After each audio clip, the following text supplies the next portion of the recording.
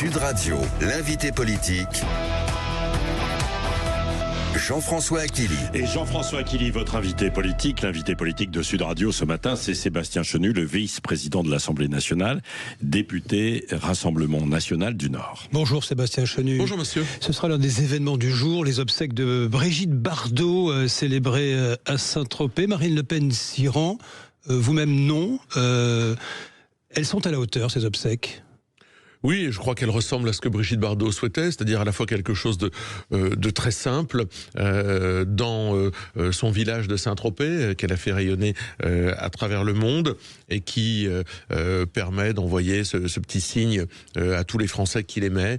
Et je pense que voilà, ça lui ressemble, c'est simple, c'est à Saint-Tropez, c'est pas un déploiement. C'est la proximité avec Marine Le Pen qui a fait polémique, à vos yeux ?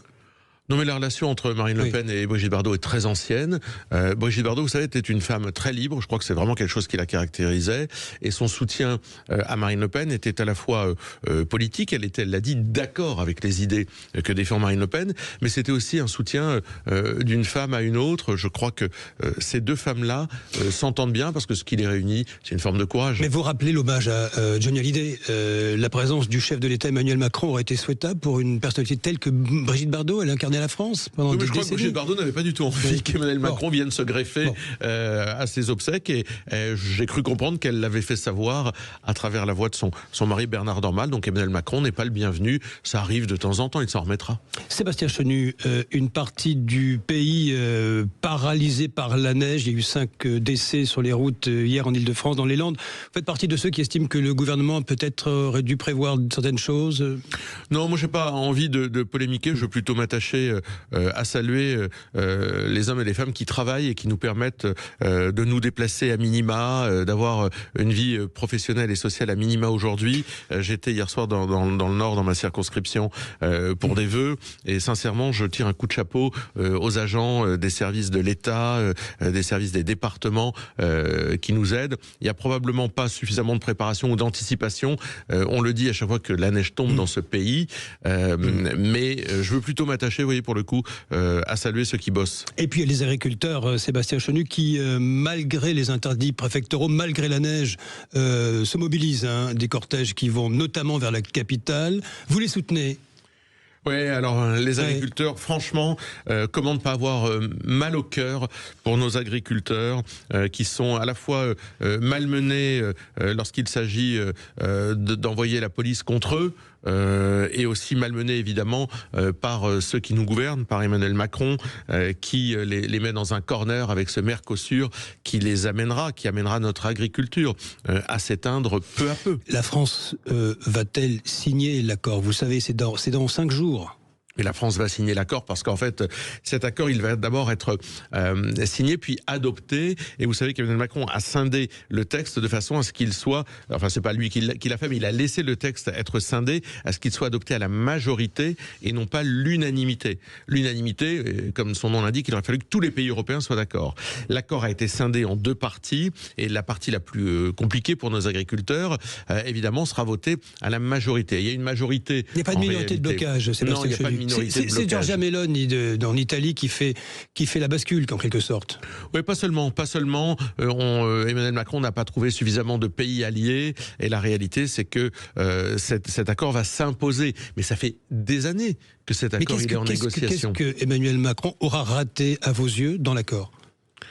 Tout, il aura tout raté. Il a accepté que cet accord vienne en débat tel qu'il est. Il accepte d'ailleurs que dans les accords de libre-échange, c'est une de nos graves dissensions avec lui, que l'agriculture fasse partie des accords, alors que nous pensons qu'il faudrait sortir l'agriculture de ces accords de libre-échange pour négocier de façon bilatérale, d'État à État, parce qu'on n'est pas contre les échanges, ils sont nécessaires. Mais là, si vous voulez, c'est l'Allemagne qui va vendre ses voitures et c'est la France qui va récupérer de la volaille. Vous dites qu'il est trop tard, en quelque sorte. Là, c'est quoi, c'est de la gesticulation? Il y a une semaine, mais c'est de la gesticulation.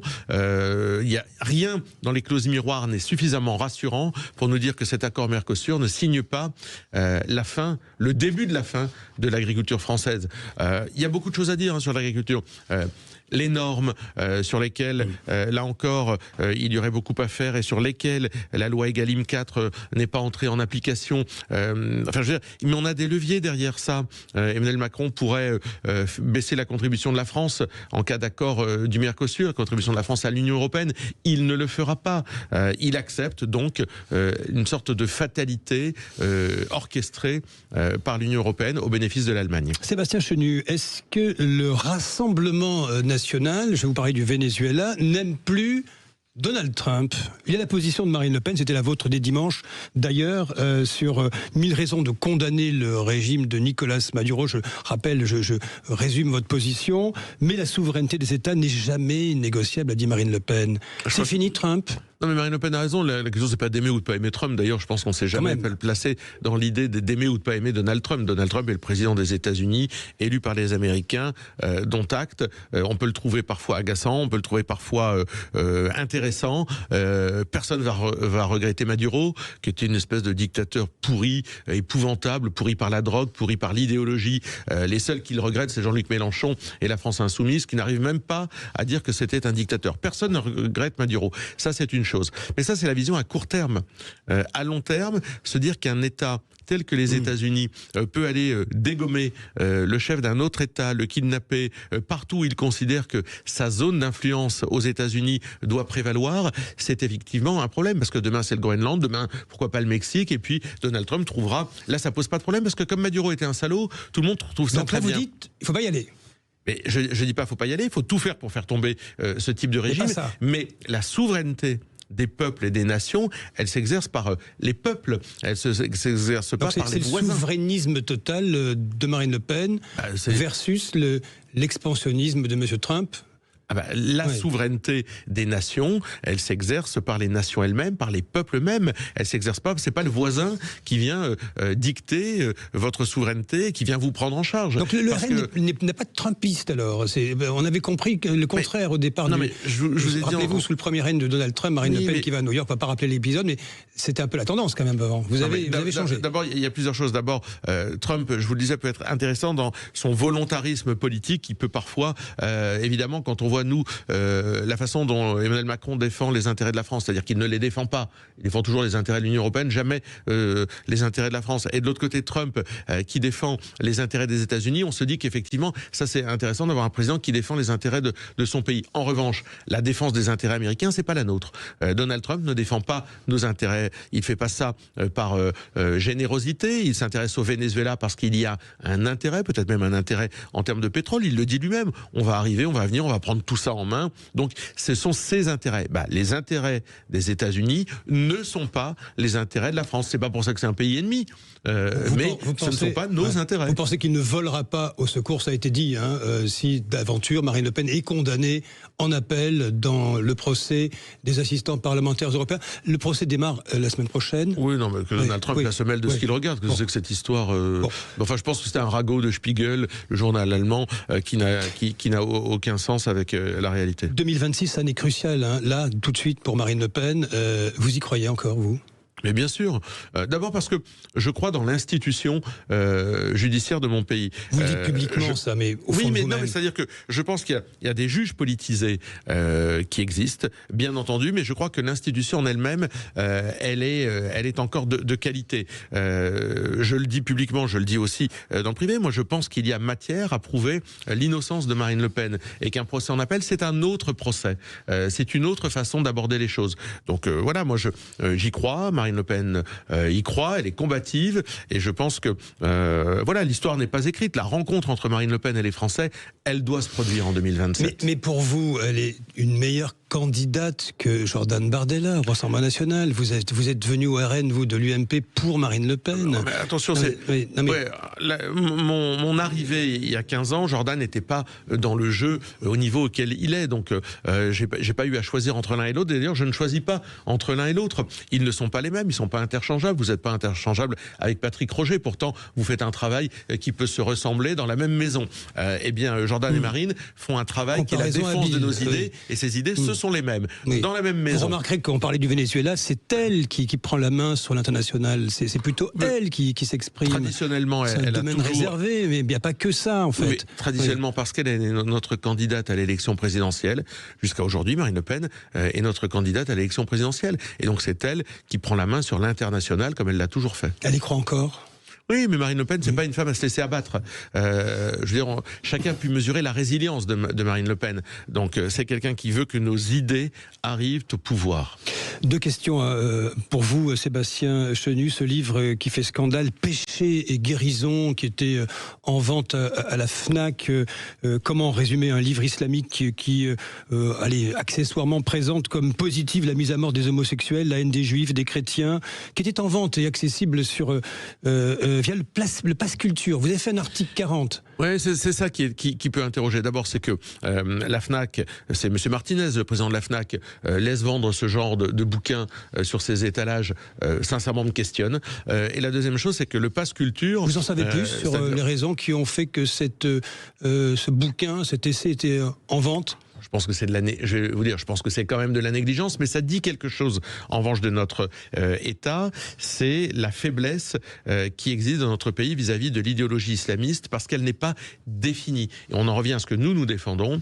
Une idéologie, ça se définit, c'est signe d'appartenance, c'est signe de reconnaissance, ça se définit et ça s'interdit. Nous, ça fait très longtemps qu'on a demandé que l'idéologie islamiste soit combattue et interdite sur notre pays. Je ne la confonds pas avec une religion, mais je considère que ce dévoiement, eh bien évidemment, il porte en germe une violence qui est celle que vous exprimez. Elle est d'abord dans les écrits, elle peut devenir dans les faits. Donc retrait total de l'ouvrage, c'est ce que vous réclamez. Une chose encore, c'est le Figaro qui l'évoque ce matin, le Conseil d'État, c'est une décision prise le 31 décembre qui estime que l'écriture inclusive, c'est une longue procédure avec la mairie de Paris, est désormais autorisée sur les plaques commémoratives dans la capitale. Vous avez vu cette information qui est sortie hier. Oui, totalement délirant. Faut-il que l'État profond soit gangréné par l'idéologie woke pour en arriver là? Donc des plaques historiques où il y aurait les petits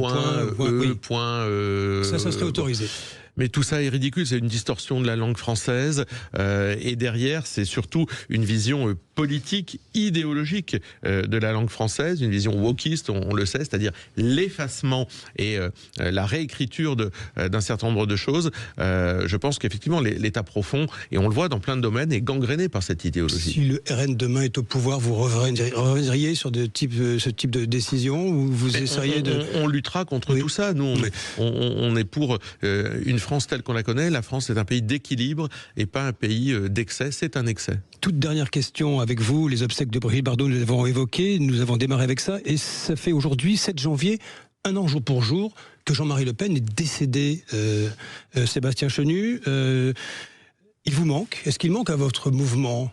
La question que je vous pose. Non, moi je me suis pas engagé pour Jean-Marie Le Pen, donc je vais pas dire qu'il me manque, ce serait hypocrite. Mais Jean-Marie Le Pen a imprégné l'histoire politique de notre pays d'une façon extrêmement forte. C'est une évidence. Il a marqué cette histoire politique. Il a été particulièrement visionnaire sur un certain nombre de sujets, excessif évidemment sur d'autres. Un homme avec ses grandeurs et ses misères, mais ça fait partie de l'histoire politique. Voilà, Jean-Marie Le Pen, c'est un personnage de l'histoire politique de notre pays. Merci Sébastien Chenu. Oui, merci Sébastien Chenu. Un mot, puisque tiens, on l'évoquait juste avant vous, où on parlait du RN comme un parti d'extrême droite encore pour certains. Est-ce que vous considérez toujours que le RN est un parti d'extrême droite ou pas? Parce qu'on faisait référence notamment à Libération, qui ne veut plus parler d'union des droites et qui qualifie toujours le RN d'extrême droite. Non, mais j'ai jamais considéré que le Rassemblement national était un parti d'extrême droite. C'est un parti authentiquement républicain. On respecte l'ensemble des institutions de notre pays. On se soumet au jeu démocratique. Vous êtes d'extrême droite. Vous voyez, quand je disais que le Conseil d'État était probablement gangréné, que l'État profond était particulièrement gangréné par une vision politique du monde, eh bien ça le confirme. Mais non, on est républicain, mais je suis pas sûr qu'on ait grand-chose à prouver de ce côté-là. Il y en a d'autres qui feraient bien de nous prouver qu'ils sont républicains sur l'échiquier politique, et à qui on ferait bien de poser la question. Merci Sébastien Chenu. On va parler des agriculteurs, vous l'avez évoqué aussi. D'ailleurs, on dit que le Rassemblement national est derrière la coordination rurale. Ça aussi, c'est vrai ou c'est faux? On est avec les agriculteurs. On n'a pas besoin de se cacher derrière qui que ce soit. Tous les agriculteurs, tous les agriculteurs, tous les syndicats, et pas que la coordination. coordination Oui, rurale. et même ceux qui ne sont pas syndiqués, enfin, il n'y a pas de raison. Merci. Allez, nous allons en parler. 0826 300 300, évidemment, avec ce convoi des tracteurs vers Paris et vers Toulouse. Christine Bouillot nous en a parlé ce matin. Nous allons revenir aussi sur les nouvelles menaces de Trump vers le Groenland. Et d'ailleurs, au passage aussi, Trump qui s'est payé une nouvelle fois la tête d'Emmanuel Macron. On pourra réécouter en fait tout ça et en reparler. Il est 8h32. Vous pouvez réagir. L'antenne vous est ouverte évidemment sur Sud Radio. Puis évidemment la neige. Attention, ça tombe bien quand même maintenant sur une grande partie nord-ouest de la France, même si ça risque d'être assez rapide puisque demain il va y avoir un gros radoucissement.